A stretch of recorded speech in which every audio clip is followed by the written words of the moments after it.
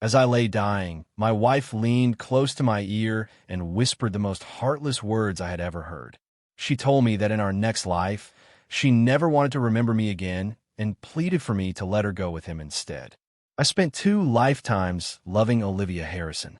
In the first one, I forced her to regain her memories, which only made her resent me for a full decade. When I was reborn and found myself back on the day her amnesia began, I watched her gaze at that other man with pure adoration, and I simply smiled. I stopped searching for world-class specialists to treat her, and I stopped begging for her to come back to me. I even went as far as packing her bags myself to deliver her into that man's arms. If she truly viewed me as a cage, I decided I would be the one to break the locks this time. Yet I cannot understand why. Once I finally vanished from her life, she ended up kneeling in the pouring rain and begging for just one more look.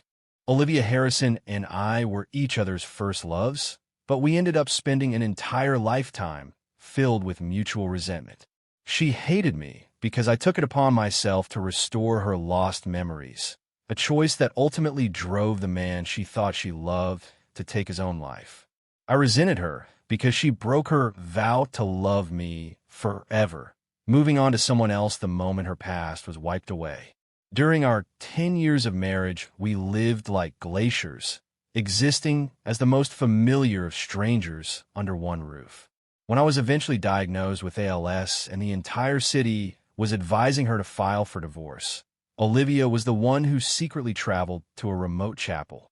She spent an entire day and night on her knees, desperately begging for a miracle that would allow me to keep living. As I lay on my deathbed, she remained by my side throughout the night like a silent and hollowed-out sentinel.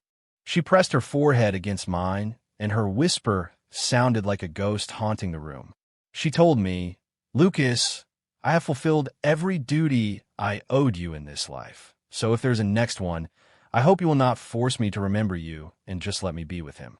A single tear escaped from the corner of my eye as I finally realized that I should have never shackled her to me using the bonds of our teenage romance. When I opened my eyes again, I found myself back on the very day I first located her after she went missing. This time I made the choice to let her go, deciding not to restore her memory and instead letting my first love chase her own new horizon. The staff told me that Ms. Harrison had lost her memory and was refusing to return with us, but they had already contacted the most renowned neurologist in the country to fix it. The conversation was a perfect, haunting echo of the day I found a missing Olivia Harrison in my previous life. However, the frantic sense of urgency and joy I had felt back then was completely gone. I shook my head and refused to proceed with the treatment. I immediately took 2 specific actions, starting with a trip to the hospital for the most thorough physical examination of my life. Once the ALS diagnosis was confirmed, I took the medical records to Olivia's parents and requested that we officially break off our engagement. Olivia's mother gripped my hand as her eyes turned a painful shade of red while she insisted that the engagement could not end. She told me that Olivia adored me and would never consider marrying anyone else. I stayed silent and simply showed her a photograph on my phone of Olivia at the New England Aquarium, where she was gazing at a man in a merman costume with eyes that were soft and utterly captivated. I told them with a thick voice that we should not force her to marry a man suffering from a terminal illness. I suggested that we should simply maintain the status quo and let her stay with the person she truly loves. I made it clear that I had no desire to be a burden on her life any longer. In my previous life, I spent 5 long years searching for Olivia after she vanished. I eventually found her living with Ethan Bennett, and the 2 of them appeared to be blissfully in love. Back then, I completely ignored her wishes and hired a specialist to forcibly bring her memories back through the use of hypnosis. The very day her memory returned was also the day that Ethan Bennett took his own life. From that moment on, a massive chasm opened between Olivia and me that could never be bridged. It led to 10 years of a marriage that felt significantly colder than a harsh Boston winter. Everything only began to change once I received my ALS diagnosis. Olivia spent the next 7 years caring for me by feeding me, bathing me, and taking me to see various healers and spiritual shrines. Deep down, I knew she was doing all of it out of a wife's sense of duty rather than any lingering feelings of love. I forced back my tears and choked out the words that there was simply no future left for Olivia and me. I was determined not to repeat the same mistakes this time around. After leaving the Harrison family's brownstone in Beacon Hill, I went straight to find Ethan Bennett, who tried frantically to hide Olivia the moment he saw me. He immediately began making excuses, claiming it wasn't his fault and that he hadn't hidden her on purpose.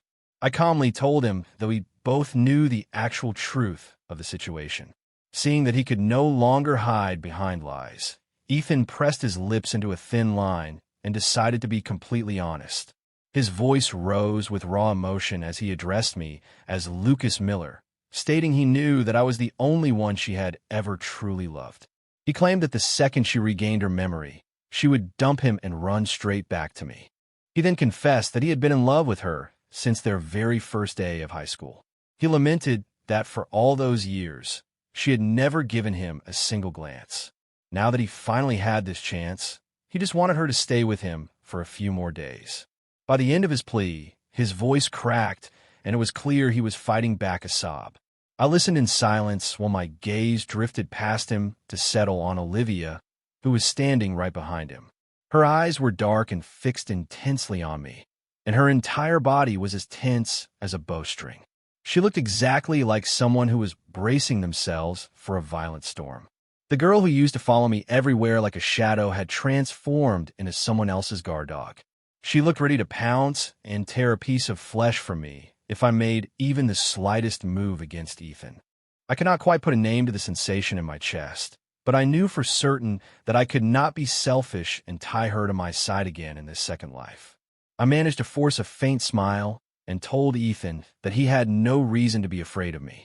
I assured him that I wasn't there to interfere with their relationship. I explained that I was actually there to take both of them back to the Harrison family. Ethan stared at me in total shock and asked if I really meant both of them. I nodded and told him that since he was the man she loved, she would never agree to come with us if he was left behind. My voice remained perfectly calm as I told him to go pack his things, because he was going to live at the family estate with Olivia. I informed him that her parents were already aware of the situation and that they would not object to their relationship. A wave of pure joy washed over Ethan's face as he grabbed Olivia's hand and beamed at her. He quickly turned away to start packing his belongings. It was only then that Olivia seemed convinced I meant him no harm, and she bit her lip as her defensive posture relaxed slightly. She apologized and admitted that for a moment she had really thought I was going to hurt him. It was clear that her entire emotional world revolved around Ethan now. Nobody seemed to remember the way things used to be, especially the times when Ethan would pester her endlessly. Back then, she would dive into my arms and act like she had been deeply wronged. She would urge me to play the role of the protective boyfriend and stake my claim.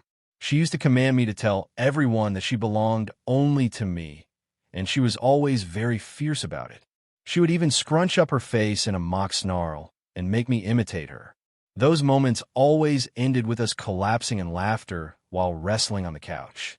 It was such a shame that Olivia Harrison did not belong to me anymore. I forced a smile onto my face and drove them both back to the Harrison residence. When a moment came to introduce me to her again, the family hesitated because they weren't sure what to say. I decided to speak up first and told her that I was just a friend she had grown up with. I told her that I had always thought of her as my little sister. I reminded her that she had even promised to help me find a girlfriend, but the plan had been put on hold ever since she lost her memory. Upon hearing my words, the faces of everyone in the room who knew the truth twisted with a mix of complex emotions. Olivia did not suspect a thing and joked back that I had a deal. She promised that once her life settled down, she would get right to work on finding me a girlfriend. I was jolted awake in the middle of the night by the orange glare of a fire outside. When I pushed open my door, I saw that every single item connecting me to Olivia was being consumed by a bonfire on the front lawn. Photos of us growing up, the academic awards we had won together, and even the small carved wooden doll she gave me when she first confessed her love were all there. Every single memento was crackling as it slowly turned into piles of ash. A sharp pain lanced through my chest, as if a physical hand were squeezing my heart. Just then, Olivia turned to face me. She told me that being so close didn't seem weird back when neither of us had partners. She explained that since Ethan was living with her now, seeing those old things made him unhappy. She told me she was burning them for his sake and said she hoped I didn't mind. I clenched my fists so tightly that my knuckles turned white while I tried my best not to let her see how devastated I truly was. I softly replied that it was perfectly fine and told her she could even burn the items in my room. I went back inside, gathered every single memento I had left of her, and threw them all onto the pyre myself. The flames licked at the air and sent out waves of heat, yet I felt as though I were submerged in freezing ice water.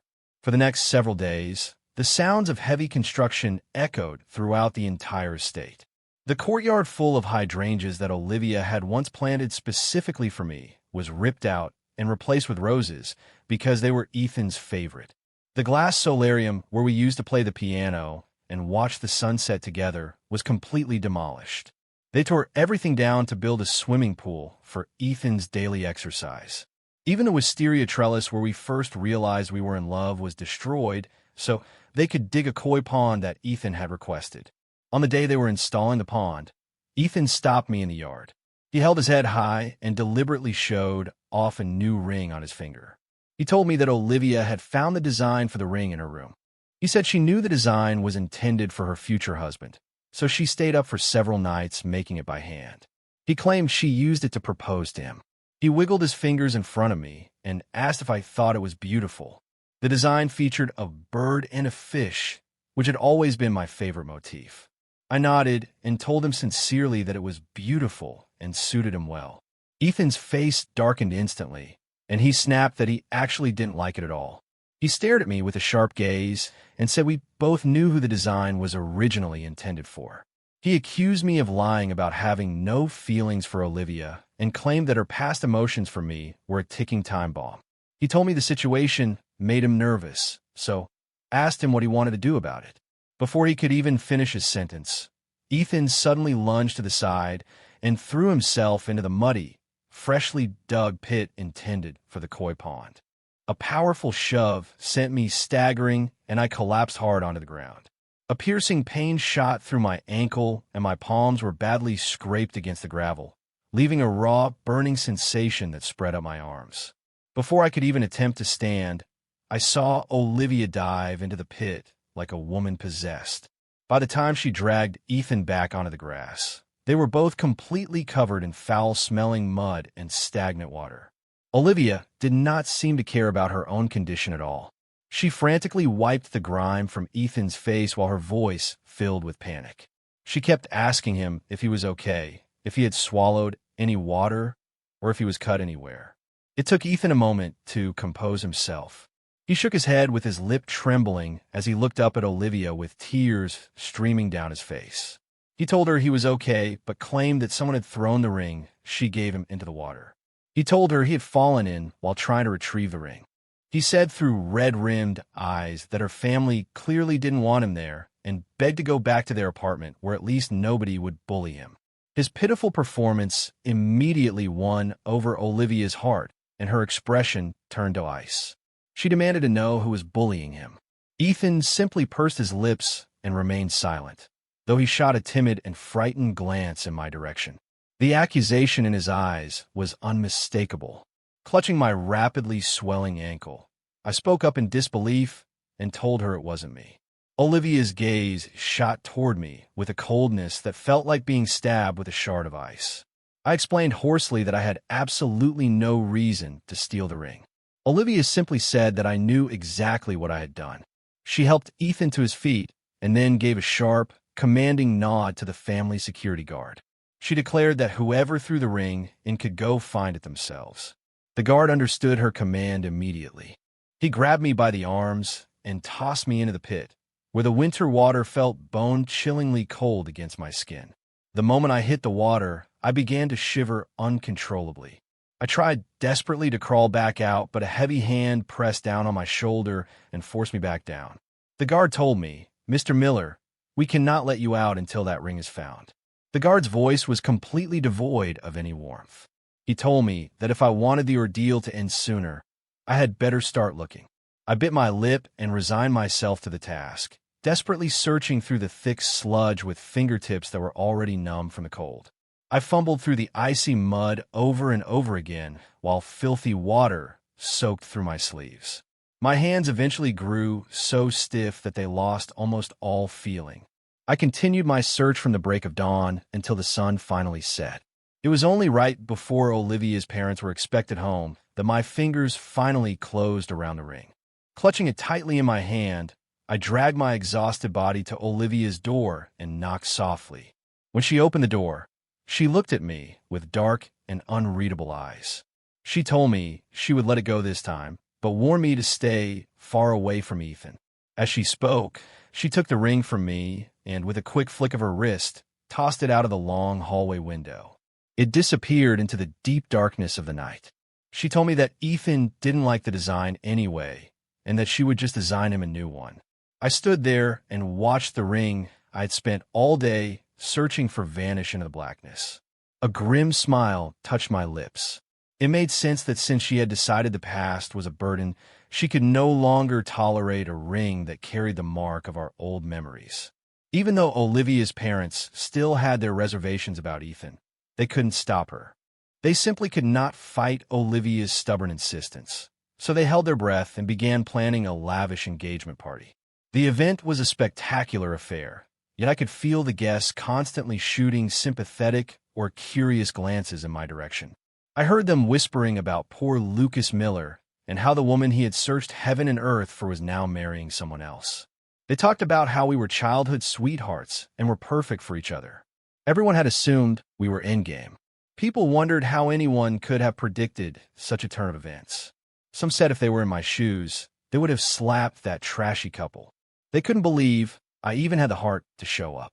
Just then, Ethan, dressed in an expensive designer suit, walked into the center of the ballroom. Olivia held his hand tightly with adoration practically spilling out of her eyes. She cleared her throat to get everyone's attention, shedding her usual casual tone for one of cool seriousness. She began to formally introduce him, but before she could finish, the ballroom lights flickered twice and then went out completely. In the total darkness that followed, the sound of crashing tables was drowned out by the terrified screams of the guests. I instinctively tried to back into a corner for safety, but a hand suddenly gripped my wrist with immense strength.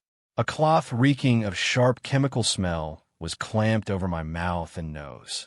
Almost immediately, the entire world started spinning.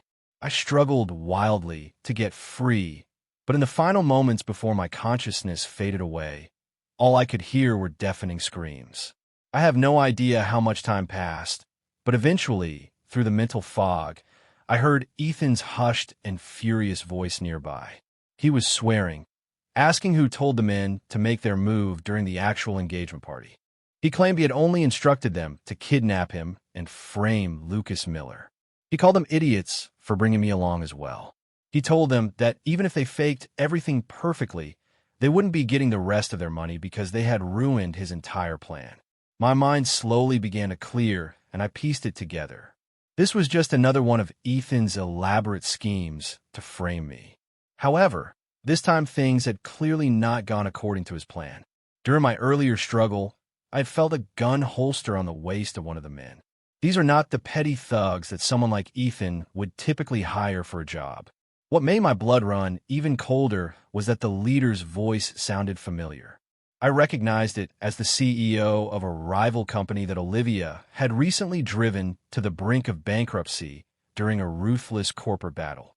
After a long wait, the kidnapper finally initiated a video call. He told Ms. Harrison that she had a choice to make.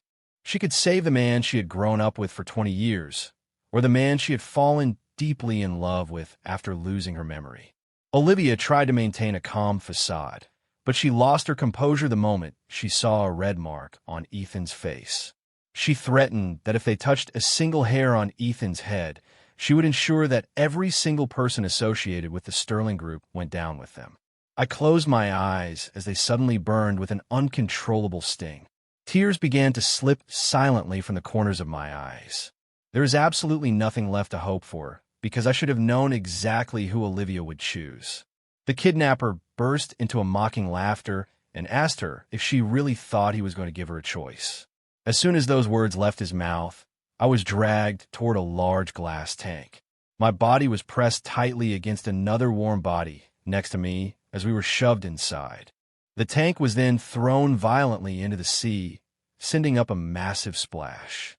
Rocks had been tied to the bottom, and we began sinking toward the ocean floor at a terrifying speed. I quickly pulled out a small, heavy key I kept on me, gripped it tight, and slammed it repeatedly against the glass. The current rushed in instantly, and the resulting shards of glass tore into the skin of my arms and legs.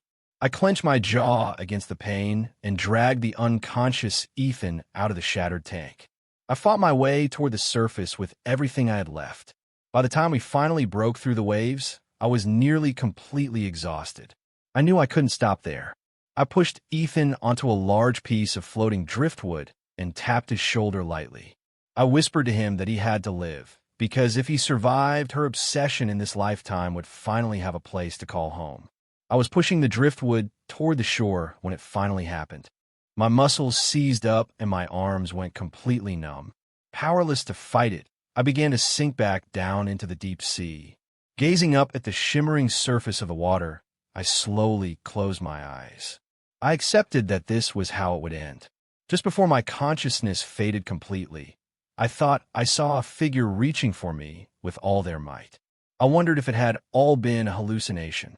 The next time I opened my eyes, I was staring up at the sterile white ceiling of a hospital room.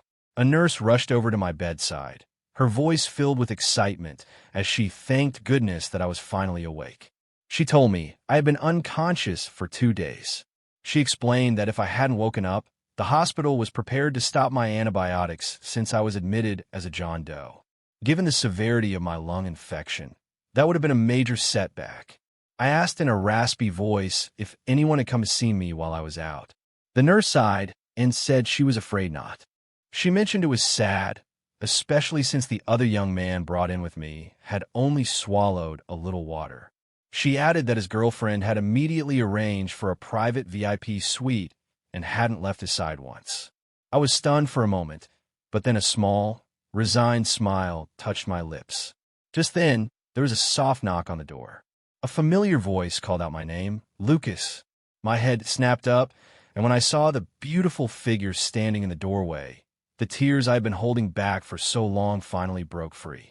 She told me she couldn't reach me, so she had come to find me herself. She walked to my bedside and pulled me into a tight, protective hug. As she gently stroked my hair, she told me it was time to go home. My sister Sophia and I boarded a helicopter to reach her transport. Soon, the private jet climbed high above the clouds, flying decisively toward another country. I wiped away the last of my tears and gazed out the window at the endless sky. I said a silent farewell in my heart to Olivia Harrison. I had given her the happiness she wanted with Ethan Bennett. From this moment on, our paths would never cross again. Meanwhile, the hospital was buzzing with talk about the famous Olivia Harrison. She had flown in medical experts from all over the world just to ensure Ethan Bennett suffered no lasting psychological trauma from his near drowning. After his final evaluation, Ethan cheerfully suggested that he and Olivia should share an apple. Olivia responded with a voice tinged with a pleading sort of weariness. She told him that splitting an apple was bad luck and that she never wanted to be split apart from him. The moment those words left her mouth, an unrelated memory flashed through her mind. She remembered a beautiful sunny day where a gentle breeze rustled the wind chimes by the window, carrying the heavy scent of wisteria. In the memory, a boy took a bite of an apple slice she had offered him, savoring the taste. He then casually popped the other half in her mouth. In a memory, the moment she realized what she had eaten, her heart seemed to shatter. She had cried out that sharing fruit was bad luck and asked if he wanted them to be separated.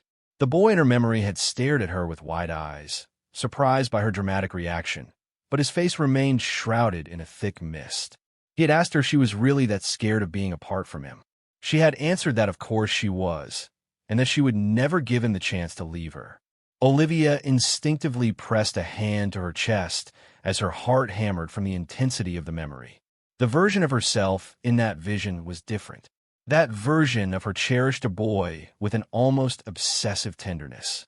It was as if letting go of his hand would mean spending the rest of her life drenched in a rainstorm that would never end.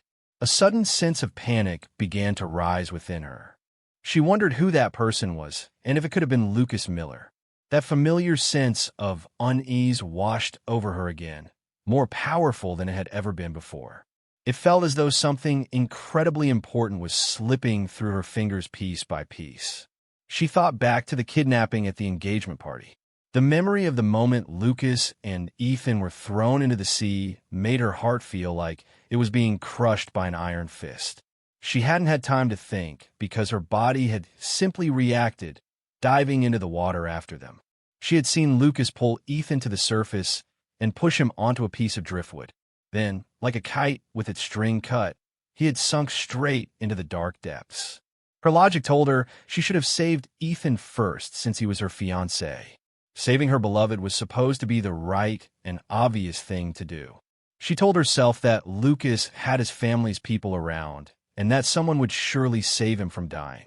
Yet as her body drew closer to Ethan, instinct took hold of her hand and forced it to reach toward that bottomless, dark blue expanse where Lucas had disappeared. Olivia told herself that this wasn't right. Even if they were childhood sweethearts, and even if her parents and Lucas himself had claimed he only saw her as a sister, he shouldn't be this important to her. But a nagging what-if remained in her mind. What if the person in that sudden memory really was Lucas? If that was true, then who exactly was he to her? Olivia shot to her feet so quickly that her chair scraped loudly against the floor behind her. Meeting Ethan's confused gaze, she pursed her lips and announced that she was going to check on Lucas. She had only taken 2 steps when she felt a sharp tug on her sleeve. Olivia looked down into Ethan's tearful, reddened eyes. He asked her if finding him meant she didn't want him anymore. She didn't quite understand his sudden distress, but she softened her voice anyway and told him not to be scared. She explained that she just needed to ask Lucas about something. He wondered if Olivia was starting to remember things. He feared that if she really saw Lucas, she wouldn't be as good to him as she was now. He couldn't bear that thought, so he just knit his brow and spoke with a trembling voice. He complained that his head really hurt. Olivia saw through his act almost instantly, but she decided to go along with it and let him pull her into an embrace. She patted his back gently while simultaneously pressing the call button for the nurse. This little drama had played out several times already. Whenever she showed any sign of wanting to find Lucas, Ethan would feign an illness to distract her. After a while, Olivia really began to notice the pattern. It was clear that Ethan was afraid of Lucas, but if Lucas was really just a childhood friend, why would Ethan be so terrified? The tangled thoughts knotted in her mind, and a wild idea surfaced that she had to quickly suppress. She wondered if she had truly loved Lucas in the past, and if so, how he could have possibly tolerated her being with Ethan. She silently brushed a stray lock of hair from Ethan's forehead while watching his fluttering eyelids. She knew he wasn't actually asleep. Ethan was the man she had chosen and her love for this lifetime. Even if she went to Lucas to clarify their past, she wondered what would really change.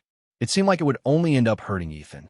She decided it wasn't worth it and dropped the subject of finding Lucas. She continued to treat Ethan with the same attentive care as before, but the more she tried to remain rational, the more her thoughts drifted uncontrollably. She thought about what her falling for Ethan would mean to Lucas if he truly was her past love. As her mind wandered again, Ethan pouted and dug his nails into his palms while adopting a complaining tone. He complained that she wasn't listening to him and asked if she didn't love him anymore. Olivia snapped back to the present and pursed her lips. When he asked if she remembered what he had just said, she shook her head honestly. Ethan sighed and told her he had been having nightmares lately. He suggested they go to a retreat in the Berkshires for a while, because he had heard that the peace charms they offered were really powerful. He hoped that if he got one, the nightmares would stop. Olivia was silent for a moment before eventually nodding her agreement. They traveled to the mountain retreat, which was a historic church famous for its tranquility. Olivia obtained a blessed charm for Ethan. According to local tradition, for the blessing to be fully complete, the person giving the charm had to hang it themselves from the highest point of the nearby cliff. She told him she would be back safely and patted his shoulder reassuringly. Olivia placed the charmed string between her teeth, checked the safety harness around her waist, and began climbing the wet, slippery cliff face with her bare hands. When she was 30 feet up, she could still hear Ethan's words of caution from below. By the time she reached 150 feet, the wind drowned out all other sounds.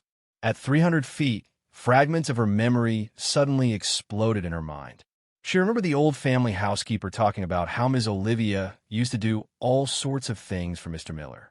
She had planted the entire yard with wisteria and released thousands of river lanterns, which had been a lot of work for the staff to clean up. It had been the idle chatter of the old family housekeeper, and, at the time, she hadn't paid it any mind. Now, however, every single word was crystal clear in her head. Finally, she managed to reach the top of the cliff.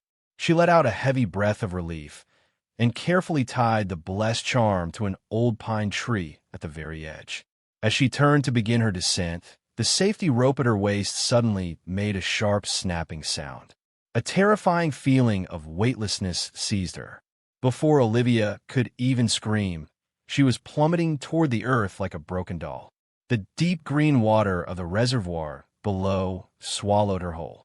In the instant before suffocation could set in, she saw the shimmering reflections of several lotus-shaped lanterns on the chaotic surface of the water. Suddenly, the floodgates of her memory burst wide open. She remembered a hazy night where a sky full of floating lanterns illuminated a young man's tear-filled eyes. Thousands of those lanterns drifted on the water, forming a beautiful, flowing river of silver. He told her that she always said her birthday was at the start of the month when the moon wasn't visible. His voice was choked with emotion as he promised that from now on, it wouldn't matter if there was no moon because he would give her a galaxy instead. She reached out to wipe away his tears, the warmth of his skin searing into her heart. Olivia struggled desperately in the water, not just for air, but to push through the mental fog and see that boy's face clearly. Her head felt like it was being pierced by 1,000 needles all at once. The intense pain made her curl into a ball, yet she refused to let go of that one sliver of clarity. After what felt like a long time, just before her consciousness faded completely, she finally saw him. Those eyes, smiling through his tears, belonged to Lucas Miller. She murmured the name Lucas as the water finally closed over her. All of her buried memories came rushing back like a massive tidal wave. Meanwhile, the days in London had stretched into what felt like an entire century for me. I went from an initial struggle of adjusting to a new and fragile stability. My sister Sophia took impeccable care of me, accompanying me to countless hospital appointments. She created meal plans based on doctors' orders that were precise down to the last gram. She even managed to hunt through all of London's Chinatown to find the exact dried bamboo shoots and cured pork I needed. This was all because I had idly mentioned craving a specific soup from back home. Sophia's skill in the kitchen was actually born from hardship. Years ago, after our parents' car crash, I had locked myself in my room and refused to eat anything. It was Sophia, who was barely an adult herself at the time, who had awkwardly tied on an apron. She taught herself recipe by recipe how to make all of my favorite foods, just to keep me going. Back then, I clung to a doll my mother had left me and cried myself to sleep every night. It was Sophia who silently packed away our parents' belongings and shouldered the entire weight of the family business. She shielded me from the world and became both a sister and a mother to me, single-handedly holding my entire world together. The sense of security I felt whenever I was with Sophia was bone deep. I rested my chin on my hand and gazed out the window at the neighbors' kids. They had built a row of snowmen wearing red scarves, and their round, pudgy forms were endearingly clumsy. I couldn't help but laugh at the sight. I told Sophia that I wanted to go out and play in the snow too, looking at my calm and collected sister with pleading eyes. Sophia never restricted my freedom, but every time I went out alone, the worry she tried so hard to hide in her eyes made me feel incredibly guilty. I quickly added that I felt really good that day. I asked her if she would build a snowman with me, if she wasn't too busy. Sophia put down her glass of milk as a soft smile spread across her face. She said okay, and I immediately bolted for the door. She suddenly grabbed the collar of my coat and yanked me back. She told me to put my scarf on, but before the words were even out of her mouth, she was already wrapping a thick scarf around my neck. That was followed by insulated gloves, fleece-lined boots, and fluffy earmuffs. Finally, she zipped me into a heavy, knee-length down jacket. Only when I was completely bundled up like a sausage roll did she pat my head, looking satisfied. I joked that I didn't need a girlfriend when I had her. I paused for a moment, and then said with deliberate lightness that the care and protection she gave me felt exactly like what I used to get from Olivia. She looked at me intently with deep and mysterious eyes, but a faint smile played on her lips. She remarked that perhaps Olivia and she weren't so different after all. After saying that, she bent down to tie the straps of my hat under my chin, as if that profound statement had just been a casual remark. I, however, was frozen in place. I felt as though something had just struck me right in the chest. I wonder what Sophia meant by being the same as Olivia. Did it mean that one day she would forget me too, or that she would eventually hurt me for someone else? I immediately dismissed the thought because Sophia wasn't Olivia and she would never do that. Still, her cryptic comment left me feeling very unsettled. She was always like that, speaking in riddles and leaving me to wonder. I was left to guess her meaning, so I stomped out into the yard and grabbed a snow shovel. I jabbed it into the ground a few times, pretending that the snow beneath my feet was Sophia's enigmatic face. Suddenly, the shovel slipped from my grasp with a loud clang and fell with a dull thud. I bent down to pick it up, but my arm froze in midair and simply refused to move. Before I could even call out for help, I was enveloped in a warm and soft embrace. As I leaned against Sophia, I could hear the steady, strong beat of her heart, which provided a reassuring rhythm. ALS was what the doctors called it, an incurable disease that could only be managed with medication and constant care. The muscles slowly weaken, stiffen, and atrophy until you eventually feel as though you are frozen in ice. It reaches a point where even breathing becomes a luxury. Lying in bed, I watched Sophia tuck me in. I still had enough presence of mind to joke that it was just too cold outside and that the weather had frozen me solid. Sophia leaned over me with her voice trembling slightly. She told me that she was right and that once the weather got warmer, I wouldn't be frozen anymore. This time, it was my turn to be silent. After a long moment, I spoke softly with a serious tone. I told Sophia that in my current condition, I wasn't fit to be anyone's husband and I was definitely not fit to be anyone's lover. It was a gentle refusal of a love that I felt I could no longer bear the weight of.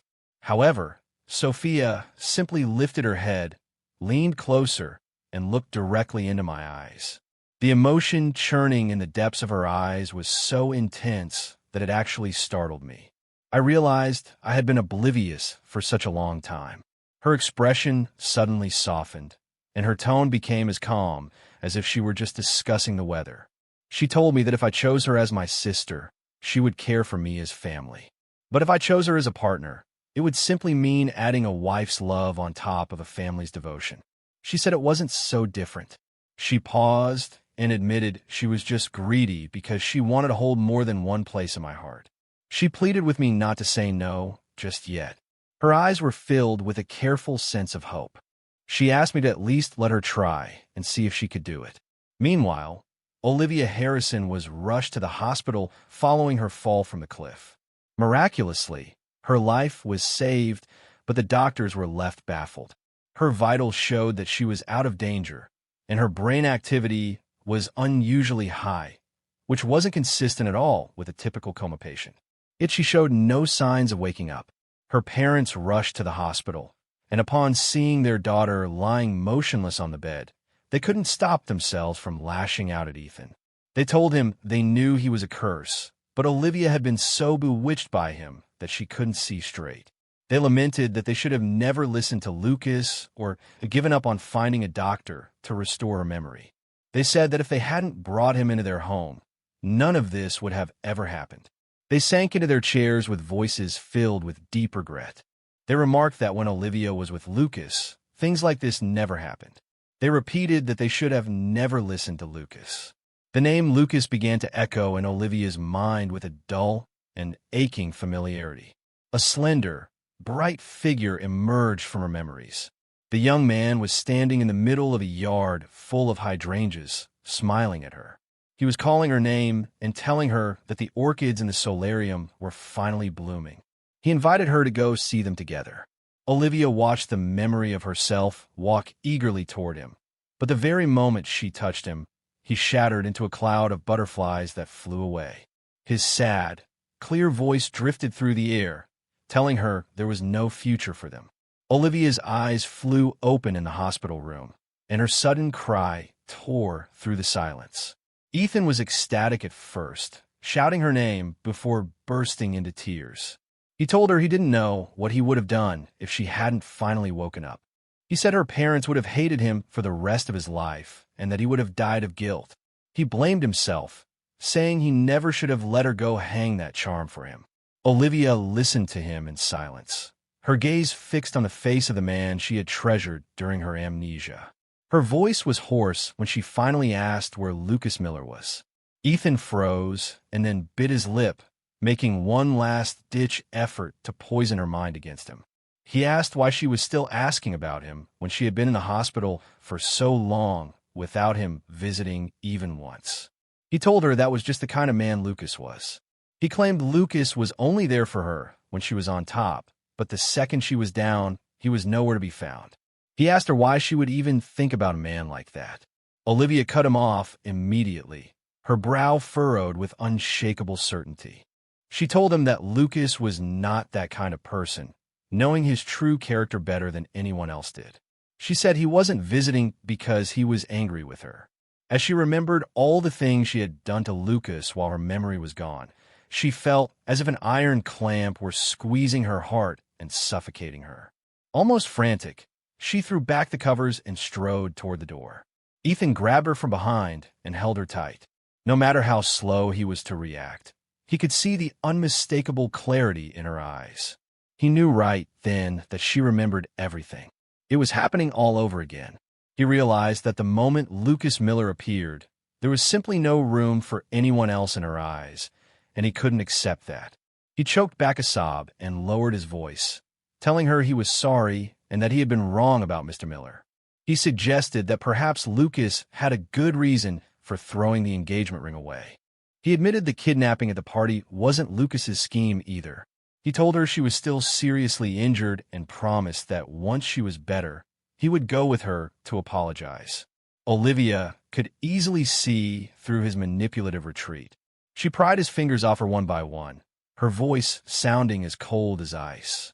She told him that the people who kidnapped them at the party had definitely not been hired by Lucas. She stated that if Lucas had truly wanted to hurt him, he wouldn't have saved him when they were both thrown into the ocean. She pointed out that Lucas had nearly drowned because he was busy saving Ethan's life. She closed her eyes with a hint of impatience in her voice. She told Ethan that she didn't want to argue about the reasons she had ended up with him during her amnesia. At those words, the expression on Ethan's face completely shattered. He asked her what she had just said. Olivia gave him one last long look, shook off his hand, and walked out of the room. Ethan screamed after her, asking what he was supposed to be if she went back to Lucas. The words pierced her ears, but Olivia didn't turn back. An unspeakable terror washed over her as she realized it was a question she had already asked herself before her memory had even fully returned. She wondered if Lucas was her past love, what that made the version of her who had fallen for Ethan. To Lucas, she must have seemed like an unforgivable traitor. She couldn't bear to imagine Lucas refusing to forgive her. This was the man she had cherished and sworn to marry. In the past, she would feel a physical ache if he so much as frowned. Now, she was the one who had wounded him so deeply. At the entrance of the Harrison family home, Olivia knelt before her parents. She begged them to just tell her where Lucas was. She promised she would make everything right. Her mother couldn't take it anymore and pulled Olivia up by the arm, her eyes filled with a level of sorrow that Olivia couldn't quite comprehend. Her mother told her that Lucas had broken off the engagement immediately after she lost her memory. She said that even if Olivia tried to make it right, it wouldn't matter because he wasn't coming back. Her mother's voice dropped, filled with endless exhaustion. She explained that Lucas didn't want to be a burden on her, which is why he had convinced them to give up on restoring her memory in the first place. She said that was why he had chosen to leave the country. Olivia repeated the word burden as if it had physically burned her. Her mother closed her eyes and took a deep breath before continuing. She finally told her the whole truth, mentioning that Lucas hadn't wanted them to tell her. She insisted that Olivia deserved to know the sacrifice he had made. Right after they found her, he had been diagnosed with ALS. He had come to them with the diagnosis specifically to end the engagement. He told them that at that moment, her heart only had room for Ethan Bennett. He believed that since she didn't remember him, it was best for him to leave so they could both be happy. He simply didn't want to drag her down with him for the rest of his life. A deafening roar filled her head like a thunderclap going off right next to her ear. Olivia froze with vacant eyes, the words about ALS and being happy echoing in her mind. Those words felt like ice-coated needles stabbing directly into her heart. She thought she could smell the phantom scent of a bonfire rising from her blood and seeping into every limb. Her heart felt as if it were being torn in two, and the pain was so intense that she could barely remain standing. She couldn't understand how he could do this, especially since Lucas had promised her forever. The world began to spin, and her vision went black as she tumbled down the front steps of the house. In the very last moment, before she lost consciousness, she gazed at the shallow koi pond in the yard and had a distinct, hazy feeling that the space was actually supposed to be filled with hydrangeas. The next time I saw Olivia Harrison was on a day when I went to the clinic to pick up my medication. She looked much thinner and had faint bluish circles under her eyes from lack of sleep. It was a clear sign of many sleepless nights. I asked her what she was doing in London and glanced behind her, asking if she was there with Ethan. When I asked where he was, Olivia's eyes widened as if she had just heard something excruciatingly painful. She simply said, "Lucas, I came here to apologize to you." Seeing her expression and hearing her use that familiar name, it took me a second to process everything. I realized she remembered, but I still didn't understand why she was there to apologize. By all accounts, she was supposed to be living her happily ever after with Ethan. I remained silent for only a moment before gently shaking my head. I told her she didn't have to apologize to me. I said I knew how important Ethan was to her, so when I decided to let them be together, I explained that I never planned on holding any grudges. Olivia's mouth opened, but no words came out as she instinctively reached for my wrist. She accused me of just saying that to hurt her. She claimed I must hate her for choosing Ethan when she lost her memory, and that I was angry about her blaming and hurting me for his sake. She thought I was saying those things just to make her miserable and watch her suffer. At that exact moment, all the apologies she had prepared seemed to vanish, replaced by an overwhelming sense of panic. But before her hand could even touch the sleeve of my coat, it was swatted away by a force from behind me. Sophia's voice rang out, asking Olivia Harrison how she dared to show her face there. Sophia's voice was frigid and her gaze was like ice. I saw the danger in her eyes and quickly took her hand, looking up at her with a pleading smile. I asked Sophia if the car was ready and told her we should go. I started to lead Sophia away, then glanced back at Olivia with a tone laced with weary finality. I told Olivia that I really wasn't angry with her and that I didn't need her apology. I said that her and Ethan living a happy life together was the best reward she could ever give me. I truly meant it. In my past life, when I was diagnosed with ALS after we were married, Olivia was the one who stayed with me and cared for me. Even if it had started as a sense of duty, she remained by my side until the very end. Many of the choices I made in this life were specifically to repay that debt. Since I was the one who chose to let her go, there was simply no room left for resentment. I was content with my life now, and I didn't want it to be disturbed.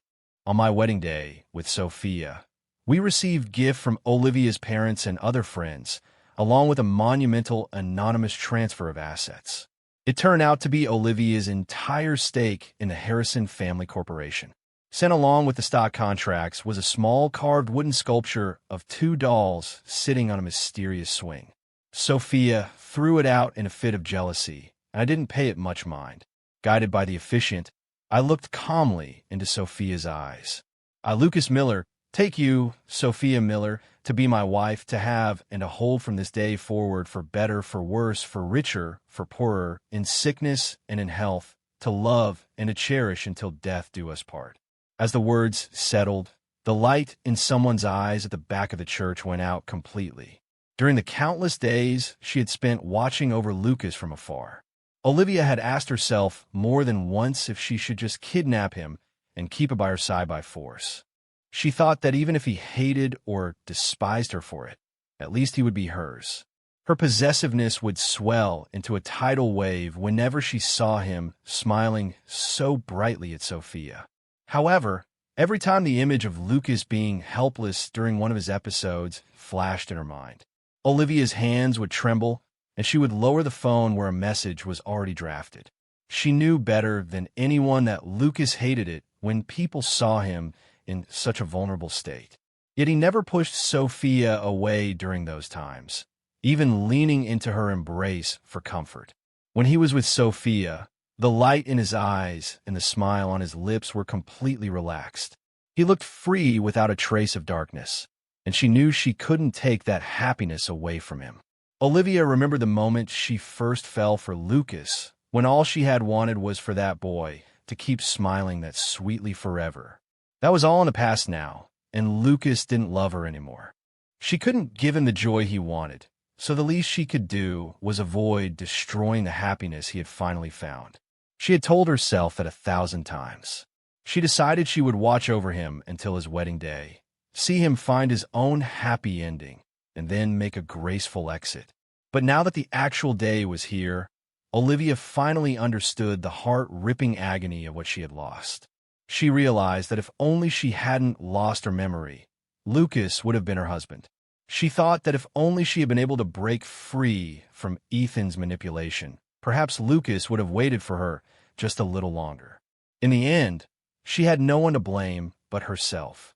She clutched the wooden dolls that Sophia had discarded, which she had personally retrieved from the trash, and fled the wedding like a deserter.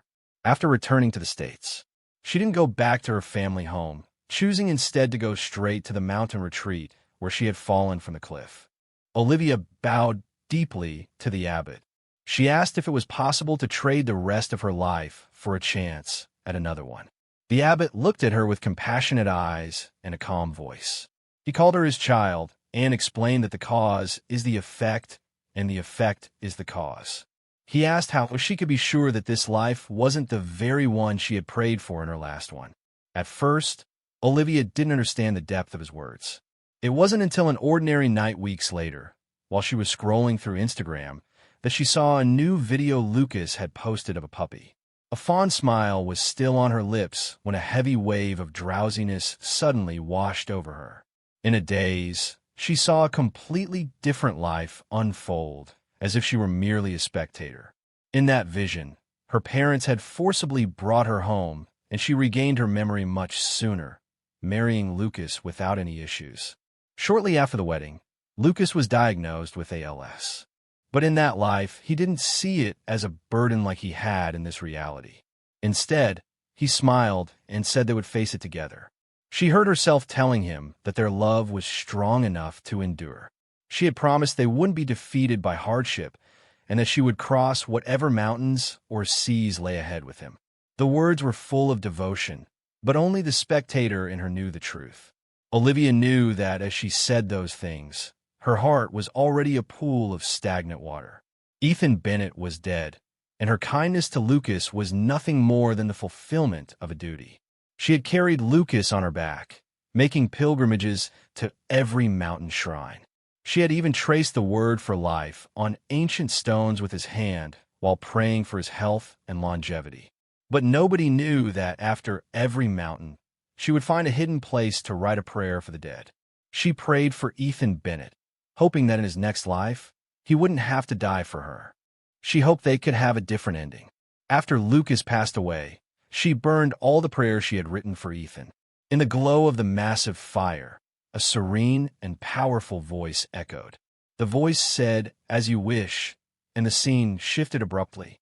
It was Lucas, reborn, calmly telling his people to call off the doctors who were meant to restore her memory. Olivia jolted awake, breathing heavily as the vast darkness of the night enveloped her.